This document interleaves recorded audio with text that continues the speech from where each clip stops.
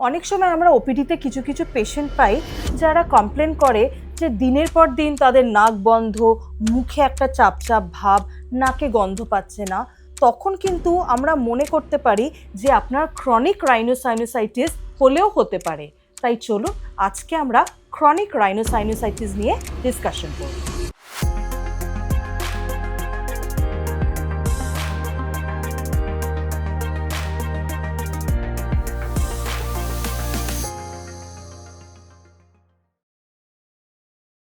নমস্কার, আমি doctor Shantanika Saha, consultant ENT specialist attach to Vivacity multi speciality hospital, Madhyamgram.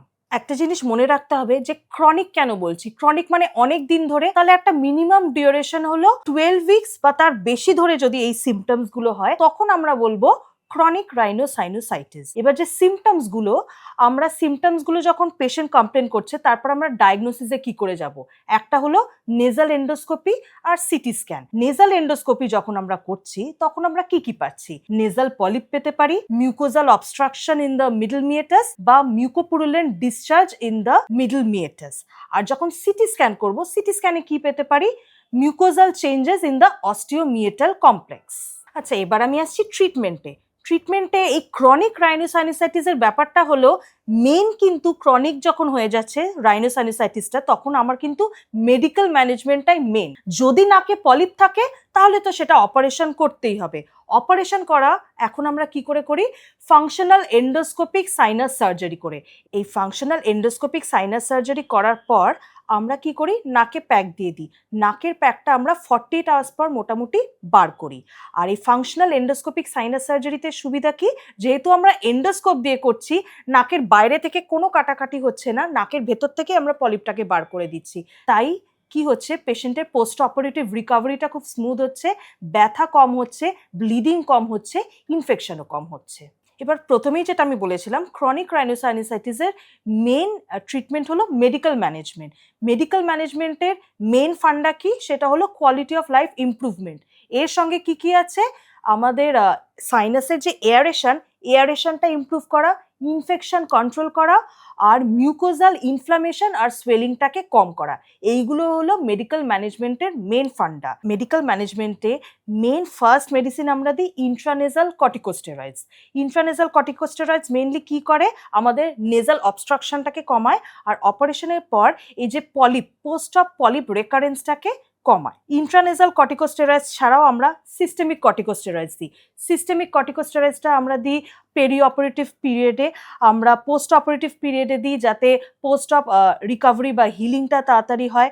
অনেক সময় কি হয়, আমাদের ক্রনিক রাইনোসাইনোসাইটিস এক্সাজারবেট করে, তখন আমরা সিস্টেমিক কর্টিকোস্টেরয়েডস দিই। বা অনেক সময় কি হয়, পেশেন্টের অ্যাজমা বা অ্যালার্জিক কম্পোনেন্টস খুব বেশি থাকে, তখনও আমরা সিস্টেমিক কর্টিকোস্টেরয়েডস দিই। এবার মনে রাখতে হবে সিস্টেমিক কর্টিকোস্টেরয়েডসের অনেকগুলো কন্ট্রাইন্ডিকেশন আছে। ফর এক্সাম্পল, প্রেগনেন্সি, গ্যাস্ট্রোইন্টেস্টিনাল কোনো প্রবলেম থাকলে, ডায়াবেটিস, গ্লকোমা, ক্যাটারাক্ট, এইগুলো থাকলে কিন্তু সিস্টেমিক কর্টিকোস্টেরয়েডস দেওয়া যাবে না। এরপর আমরা দিই অনেক সময় অ্যান্টিবায়োটিক। এবার অ্যান্টিবায়োটিকটা আমরা দিতে পারি ওরাল, বা আজকাল টপিক্যাল অ্যান্টিবায়োটিকও দেওয়া যায়। টপিক্যাল অ্যান্টিবায়োটিকটা অনেকে নেবুলাইজেশন দিয়ে দেয়। এবার অ্যান্টিবায়োটিকটা মনে রাখতে হবে ইউজুয়ালি আমরা 3 to 4 উইকস দিই, বা অনেক সময় খুব বাড়াবাড়ি যদি হয়, ইনফেকশন যদি বেশি হয়, তখন আমরা 8 to 10 উইকসও অ্যান্টিবায়োটিক দিয়ে থাকি। অ্যান্টিবায়োটিক্সের পর আর একটা গ্রুপ অফ ড্রাগ যেটা আমরা এখন দিচ্ছি, যেটা হলো macrolide. Macrolide was originally and initially used for pan bronchiolitis in Japan, কিন্তু এখন আমরা এটা ক্রনিক রাইনোসাইনোসাইটিসেও ইউজ করছি। ঠিক আছে, ম্যাক্রোলাইডের দুটো প্রপার্টি আছে, একটা হলো অ্যান্টিমাইক্রোবিয়াল প্রপার্টি আর একটা হলো অ্যান্টি ইনফ্লামেটরি প্রপার্টি।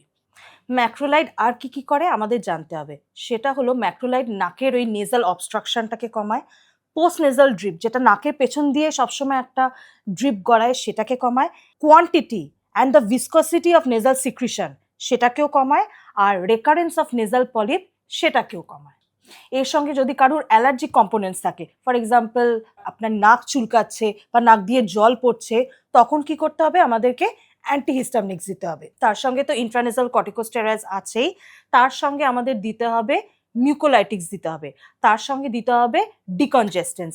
আর একটা মনে রাখতে হবে, আমাদের যাতে সবসময় এই নাকের মধ্যে যে মিউকোসিলিয়ারি ক্লিয়ারেন্স আছে, মানে এই যে সিলিয়া আছে, সিলিয়াগুলো সবসময় বিট করে কি করে আমাদের সাইনাস আর নাকটাকে পরিষ্কার রাখে ফ্রম ক্রাস্টস অ্যান্ড ডেব্রিজ। এর জন্য সবসময় স্যালাইন নেজাল ইরিগেশন এটাকেও কন্টিনিউ করতে হবে।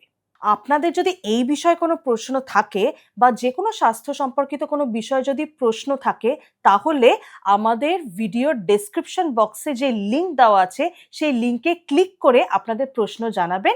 আমাদের এক্সপার্ট টিম আপনাদেরকে আপনাদের প্রশ্নের উত্তর জানিয়ে দেবে। এছাড়াও আমাদের হসপিটালে আছে মুক্তি যোগা টিম, যেটি আপনাদেরকে লাইফস্টাইল মডিফিকেশনে গাইড করবে যোগার মাধ্যমে।